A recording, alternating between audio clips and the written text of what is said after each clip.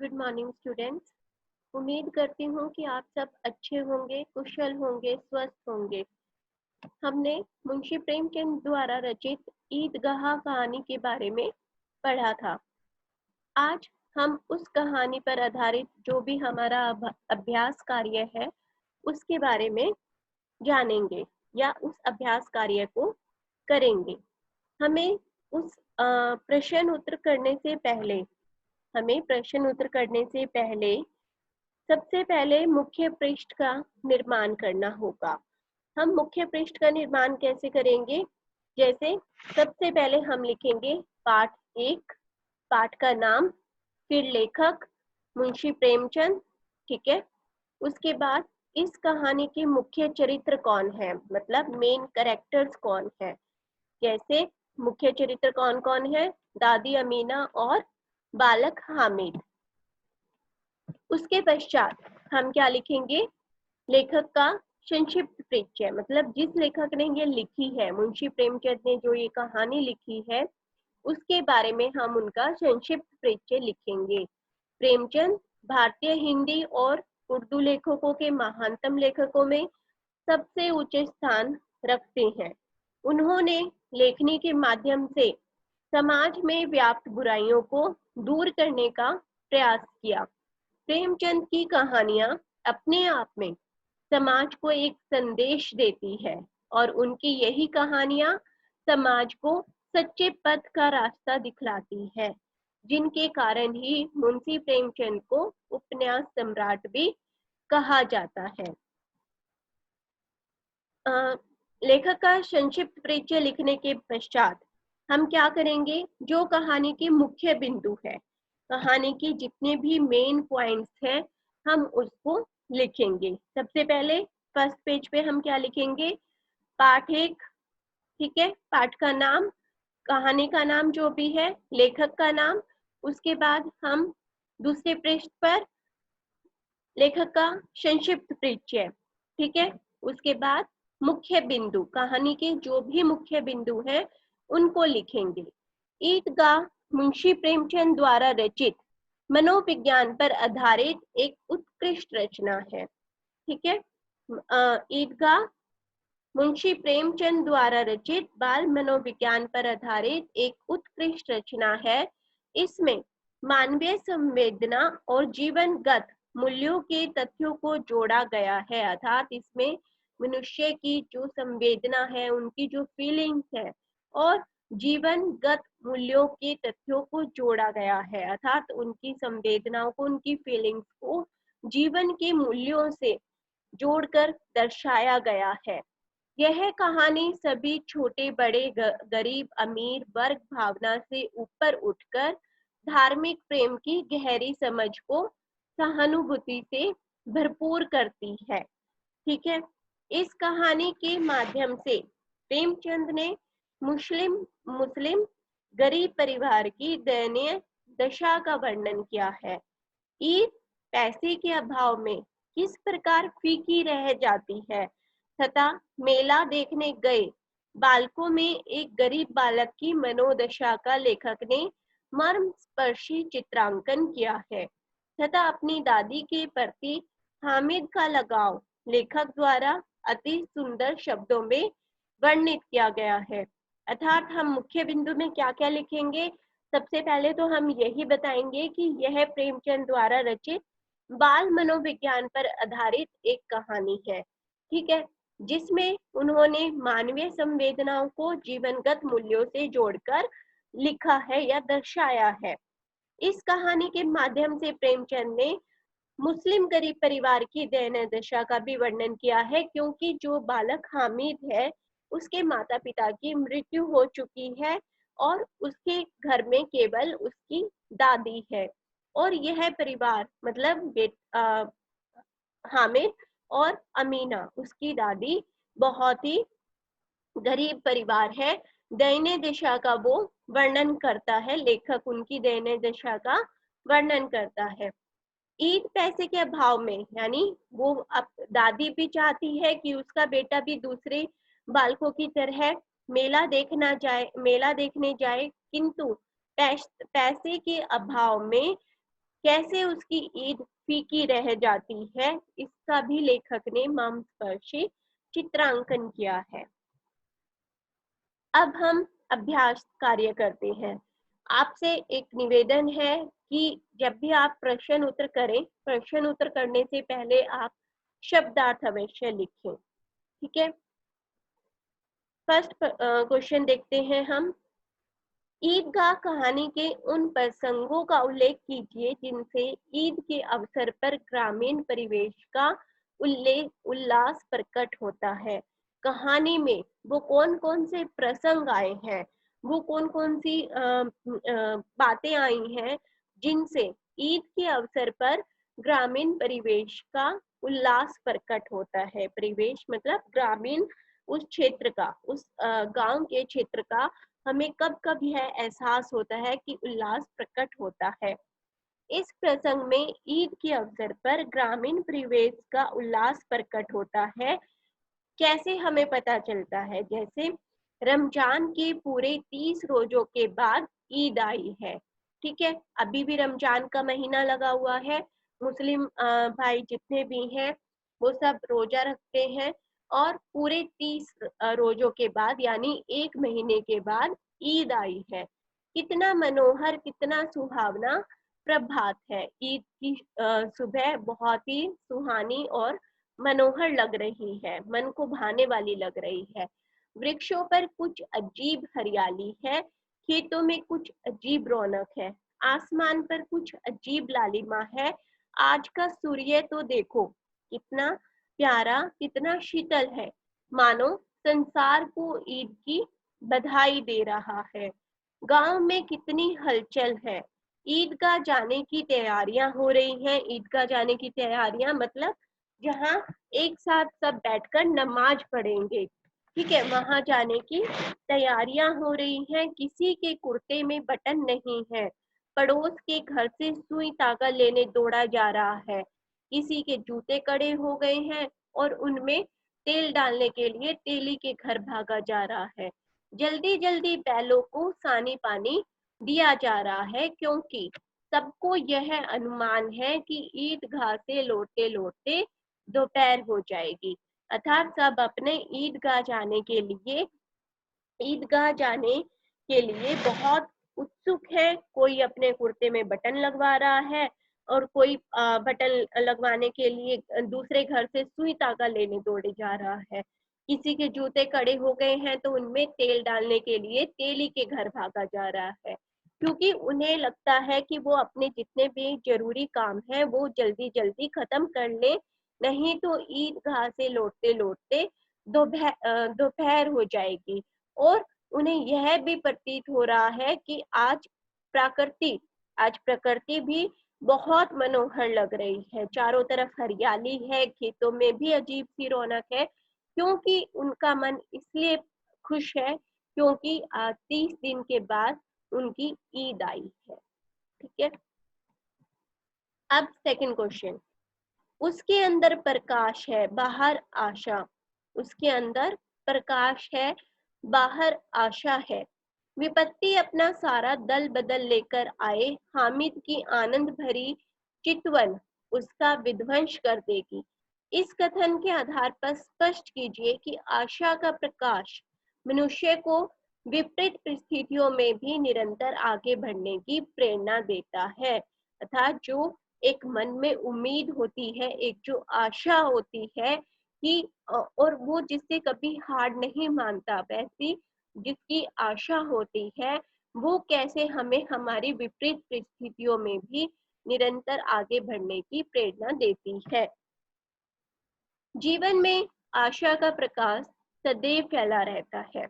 आशा रूपी प्रकाश हमें निराशा के क्षणों से बाहर ले जाता है। मतलब जब हम अपने मन में उम्मीद रखते हैं कि वो काम अच्छा होगा या कुछ अच्छा होने की उम्मीद हमेशा रखते हैं, तो हमारे मन से निराशा के क्षण दूर हो जाते हैं, हमें जीवन में आगे बढ़ाता है। मतलब यही हमारी सोच हमें जीवन में आगे बढ़ाती है। कई बार ऐसी विषम परिस्थितियां मतलब जिनका हम अनुमान भी नहीं कर सकते, ऐसी उल्टी परिस्थितियां हमारे सामने आ खड़ी होती हैं कि मनुष्य की सोचने और समझने की शक्ति समाप्त हो जाती है। ऐसे में आशा की किरण उसे विषम परिस्थितियों से बाहर निकाल लाती है। मतलब जब मनुष्य के सामने लगातार विषम परिस्थितियां आ जाती हैं तो वह निराशावादी बन जाता है। लेकिन निराशावादी होने के बावजूद भी वो कहीं ना कहीं उसे उम्मीद होती है कि वह कुछ अच्छा कर सकता है, कुछ कर पाएगा। तो वो एक जो आशा रूपी प्रकाश है उसे वो निराशा से दूर करता है। मगर जिस मनुष्य ने आशा का दामन थाम लिया है, उम्मीद का दामन थाम लिया है, वह कभी हार नहीं मानता और निरंतर आगे बढ़ता चला जाता है। वह जानता है कि उसकी मेहनत रंग अवश्य दिखाएगी। बस यही आशावादी सोच उसे बाहर निकाल लेती है और वह जीवन में निरंतर प्रेरणा स्रोत पाता है। हामिद के माता पिता उसके संग नहीं है। हामिद के माता पिता की मृत्यु हो चुकी है। उसके पास यह आशा है कि एक दिन उसके माता पिता अवश्य लौट कर आएंगे। वो बच्चा है, उस बात से अनजान है कि वो अब वापस नहीं आएंगे, लेकिन वो उम्मीद करता है कि शायद उसके माता पिता अवश्य लौट कर आएंगे। यही किरण उसे सदैव प्रसन्न रखे हुए है, अर्थात उसे खुशी प्रदान करती है। वह अभावों की जिंदगी जी रहा है, मगर उससे उसे कोई फर्क नहीं पड़ता। वह जानता है कि एक दिन अवश्य बदलेगा, एक दिन उसके दिन अवश्य बदलेंगे। उसका यही विश्वास विपत्ति को उसके आगे घुटने टेकने पर विवश कर देगा। अर्थात वह छोटा सा बालक उम्मीद लगाकर बैठा है कि एक दिन जो भी उसके ये बुरे दिन चल रहे हैं, गरीबी चल रही है, उन सब का विनाश हो जाएगा और उसके दिनों का परिवर्तन हो जाएगा। क्वेश्चन 3, उन्हें क्या खबर थी चौधरी आज आंखें बदल ले तो यह सारी ईद मुर्रम हो जाए। इस कथन का आशय स्पष्ट कीजिए। गांव के सभी चौधरी से पैसे उधार लेते हैं। चौधरी से उधार लेकर ही उनके घर में त्योहार मनाया जाता है। अर्थात जो गरीब व्यक्ति थे वो चौधरी से पैसे उधार लेते थे। गांव में एक चौधरी होते थे, वो उनसे पैसे उधार लेते थे और उसी से ही अपने त्योहार मनाते थे। यदि चौधरी किसी बात पर नाराज हो जाए तो उन्हें वह पैसे उधार देने से इनकार कर सकता है। उसकी नाराजगी उनके त्योहार को नष्ट कर सकती है। घर में शोक का वातावरण छा सकता है। अतः चौधरी के इनकार को बताने के लिए लेखक ने यह कथन लिखा है कि चौधरी आज आंखें बदल ले तो यह सारी ईद मुहर्रम हो जाएगी। अर्थात जो उनकी ईद की खुशियां हैं उनका विनाश हो जाएगा। यानी कि वो गांव के व्यक्ति जो भी उन चौधरी से पैसे लेना चाहते थे, वो हमेशा चाहते थे कि चौधरी उनके पक्ष में रहे और उनसे हमेशा खुश रहे।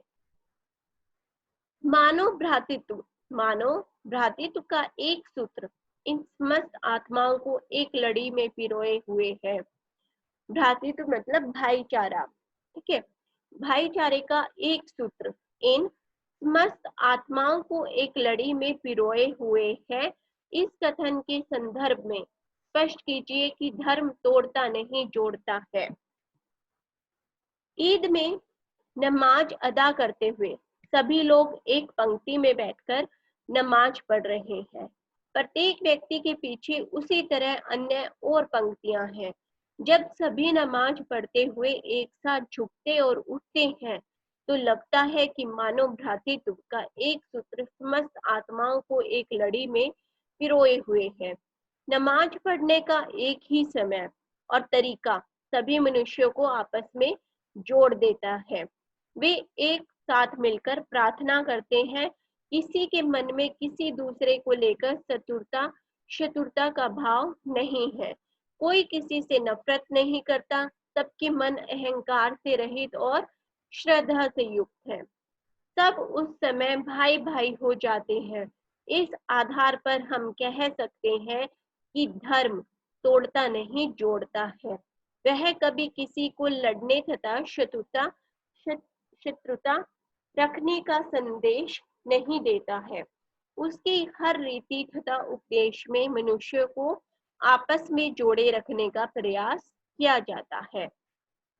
जब ईद की नमाज पढ़ी जाती है या वैसे भी जब नमाज पढ़ी जाती है तो क्या करते हैं, सभी सभी लोग जो भी वहाँ नमाज पढ़ने के लिए इकट्ठे हुए होते हैं वो एक पंक्ति में बैठकर नमाज पढ़ते हैं, और जब वो खड़े होते हैं झुकते हैं तो वो ये कार्य एक साथ करते हैं। ठीक है, तो जब ये कार्य होता है तो ऐसा प्रतीत होता है कि वो मानो भाईचारे का उदाहरण दे रहे हैं। मानव भ्रातृत्व का एक सूत्र समस्त आत्माओं को, उन सभी मनुष्यों को एक लड़ी में पिरो देता है। आपने देखा होगा जब सभी मुस्लिम लोग भाई नमाज पढ़ते हैं तो वो एक साथ नमाज पढ़ते हैं, एक साथ उठते हैं और एक साथ झुकते हैं। तो ऐसा प्रतीत होता है कि जैसे मानो वो एक एक सूत्र समस्त आत्माओं को एक लड़ी में पिरो देता है। किसी के मन में किसी दूसरे के प्रति कोई घृणा भाव नहीं होता, कोई किसी से नफरत नहीं करता और सबके मन अहंकार से रहित और श्रद्धा से युक्त हो जाते हैं। इस प्रकार कहा जा सकता है कि धर्म तोड़ता नहीं है, हमेशा जोड़ना सिखाता है। ठीक है, हमेशा जोड़ना सिखाता है। वह कभी किसी को लड़ने तथा शत्रुता करने रखने का संदेश नहीं देता। ईदगाह कहानी के शीर्षक का औचित्य सिद्ध कीजिए, यानी कि क्या ये शीर्षक एप्रोप्रिएट है, क्या यही शीर्षक होना चाहिए था, क्या इस कहानी को कोई अन्य शीर्षक दिया जा सकता है। प्रस्तुत पूरी कहानी ईद तथा ईदगाह के सम्मुख घूमती हुई हमें दिखाई देती है। हामिद के गांव में ईदगाह जाने का उल्लास बच्चे से लेकर बूढ़े तक के हृदय में है। सभी वहां जाने की तैयारी करते हैं। हामिद के गुणों पर प्रकाश ईदगाह में ही चलता है, अतः इस कहानी का नाम ईदगाह सही दिया गया है। वैसे इसका नाम हामिद और उसकी दादी भी हो सकता था। अब क्या ईदगाह इस कहानी का शीर्षक औचित्य है, एप्रोप्रिएट है? हाँ, क्योंकि इस पूरी कहानी में हमें ईद या ईदगाह में जाने के लिए लोगों की उत्सुकता का वर्णन मिलता है। इसीलिए हम कह सकते हैं कि इस कहानी का शीर्षक एप्रोप्रिएट है, औचित्य है। इस कहानी का अगर हम दूसरा नाम सजेस्ट करें तो क्या हो सकता है? हामिद और उसकी दादी। ठीक है, अभी निम्नलिखित गद्यांशों की सप्रसंग व्याख्या कीजिए। ठीक है, गद्यांश दिए गए हैं हमें नीचे, उसकी हमें प्रसंग के साथ व्याख्या करनी है। कई बार यही क्रिया होती है, आत्माओं को एक लड़ी में पिरोए हुए है। सबसे पहले प्रसंग कैसे लिखेंगे कि यह गद्यांश प्रेमचंद द्वारा लिखित कहानी ईदगाह से लिया गया है। इस गद्यांश में सामूहिक रूप से नमाज अदा करने का दृश्य दिखाया गया है। इस गद्यांश में हमें सिर्फ गद्यांश का बताना है, हमें जो भी गद्यांश मिलेगा हमें सिर्फ उस गद्यांश के बारे में ही प्रसंग में लिखना होता है। सामूहिक रूप से नमाज अदा करने का दृश्य दिखाया गया है। लेखक ने नमाज अदा करने की प्रणाली का बड़े ही आकर्षक ढंग से वर्णन किया है। व्याख्या करते हैं। नमाज अदा करते समय एक साथ असंख्य लोग अपने सिर सजदे में एक साथ झुकाते हैं, यानी कि सब एक साथ मिलकर अपना सिर भगवान के सामने, अल्लाह के सामने झुकाते हैं। वे एक साथ खड़े होते हैं और फिर एक साथ झुक जाते हैं। सभी के द्वारा यह क्रिया कई बार दोहराई जाती है। इस क्रिया को देखकर लगता है मानो बिजली के बल्ब एक साथ जलते व बुझते हैं, अर्थात जब वो सफेद वस्त्र पहनकर सभी मुस्लिम भाई एक साथ झुकते हैं और एक साथ खड़े होते हैं तो ऐसा प्रतीत होता है कि जैसे मानो बहुत सारे बिजली के बल्ब एक साथ जलाए जा रहे हैं और बुझाए जा रहे हैं। उनकी यह क्रिया उनकी यह क्रिया चलती रहती है। यह दृश्य बहुत ही मनोहर होता है, मतलब मन को भाने वाला होता है। लोगों की एक साथ इस प्रकार की क्रिया मन को श्रद्धा और आनंद से भर देती है। यह क्रिया सभी के अंदर भाईचारे की भावना का निर्माण करती है। ठीक है, एक तो ये मन को श्रद्धा और आनंद से भर देती है, दूसरा एक साथ भाईचारे की भावना का भी ये निर्माण करती है। ऐसा लगता है मानो सभी मानवों की आत्माओं को एकता के धागे में ऐसे पिरो दिया गया है, जैसे माला के धागे में मोती के दानों को पिरो दिया जाता है। जैसे मोतियों की माला को एक ही धागे में पिरोया जाता है, उसी धागे में एक एक करके मोती डाला जाता है, उसी प्रकार ऐसा प्रतीत होता है कि सभी ये व्यक्ति एक साथ मिलकर अपना श्रद्धा भाव व्यक्त कर रहे हैं। विशेष कैसे लिखेंगे? लेखक ने ईदगाह में नमाज अदा करने के दृश्य का बहुत सुंदर वर्णन किया है। रूपक तथा उपमा अलंकार का प्रयोग है। दूसरे गद्यांश की व्याख्या करते हैं। यह गद्यांश प्रेमचंद द्वारा लिखित कहानी ईदगाह से लिया गया है। इस गद्यांश में अमीना अपने पोते हामिद के हाथ में चिमटा देखकर हैरत और शौक में पड़ जाती है। एक छोटा सा बच्चा खाने खिलौने के लालच को छोड़कर उसके लिए चिमटा खरीद कर लाया है। ठीक है, दादी ने जब हामिद से चिमटा लाने का कारण पूछा, तब दादी कहती है कि तू ये चिमटा, इन पैसों से जो चिमटा लेकर आया है, तो उसकी जगह अपने खेल खिलौने ला सकता था।